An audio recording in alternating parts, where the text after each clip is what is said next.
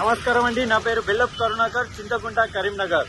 నేను ఈ రోజు సైకిల్ యాత్ర ఏదైతే చేపట్టినో అంటే కరీంనగర్ తెలంగాణ చౌక్ నుండి మొదలుకొని హైదరాబాద్ ధర్నా చౌక్ వరకు, హైదరాబాద్ ధర్నా చౌక్ నుండి మొదలుకొని ఢిల్లీ దేశ రాజధాని అయిన ఢిల్లీ జంతర్ మంతర్ వరకు ఈ సైకిల్ యాత్ర అనేది ఉంటుంది. ఎందుకనగా ఈ ఉచిత పథకాలు అనేది అవసరం లేదు. అనవసరపు ఉచిత పథకాలు పెట్టి ఈ రాష్ట్ర ప్రభుత్వాలన్నీ ప్రజలను బానిసలుగా చేస్తున్నాయి.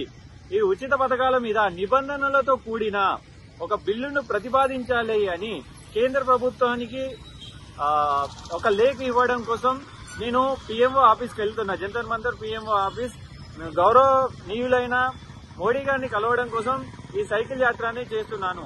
అదేవిధంగా మనకు కావాల్సింది ఏంటిదంటే ప్రామాణిక మరియు కార్పొరేట్ స్థాయిలో అందరికీ ప్రభుత్వం ఇచ్చే విద్య మరియు వైద్యం అవసరం.